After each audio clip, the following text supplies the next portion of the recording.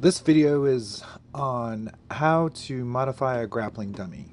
I've purchased a grappling dummy before and I wasn't really too happy with how it felt when you trained. It was realistic to a point, but the fact that it didn't have any bone structures or anything like that, it was just soft and gooey, it kind of was not realistic. So a more realistic way to train would be to include some type of bone structure, and that is what I'm going to show you how to do.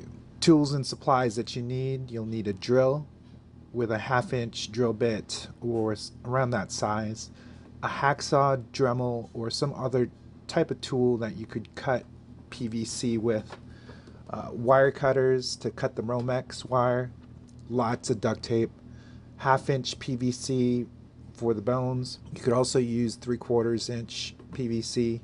1 inch is a little bit too big in my opinion. Romex wires would provide the bones and bones with tendons, and it actually connects different bones together. 1/2 inch pipe insulation adds a little bit of muscle to the PVC.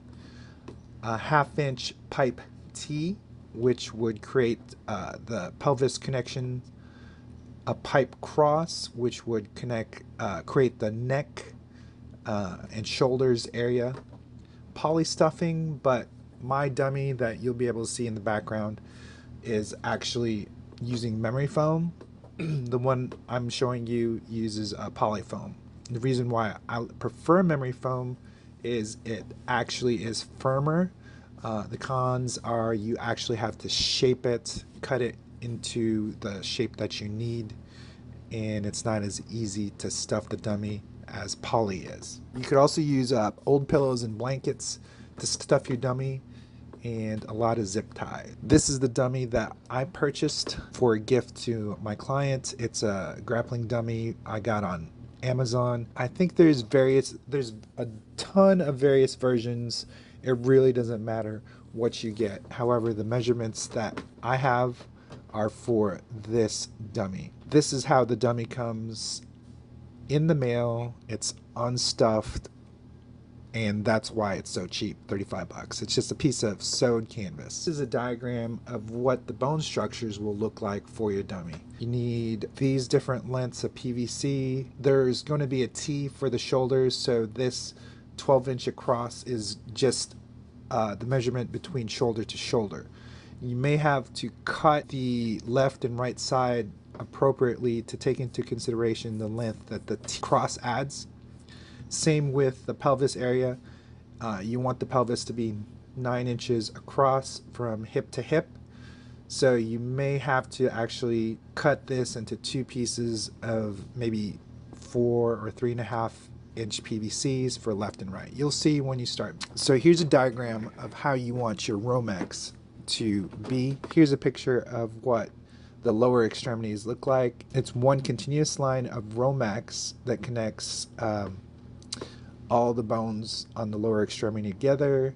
You see that T in the middle that connects the left and the right lower extremity, and a little bit of tape that connects the Romex to the bones. Here's an example of what your bone structure will look like. It's the upper extremity, lower extremity, and the torso.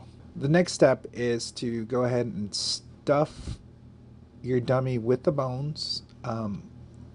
It's okay to disassemble the bones because it won't fit in this little hole right here.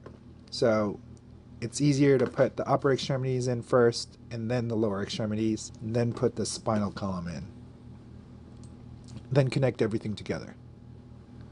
So after that is the fun part. You go ahead and use that polyfill to stuff the rest of the dummy. I found that my hands were a little bit too big to stuff the dummy, so I needed littler hands to help. Or you take a little stick and you shove it into the hand portion of the dummy to get that polyfill in.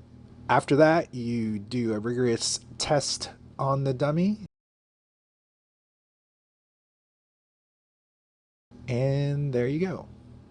Your dummy is complete.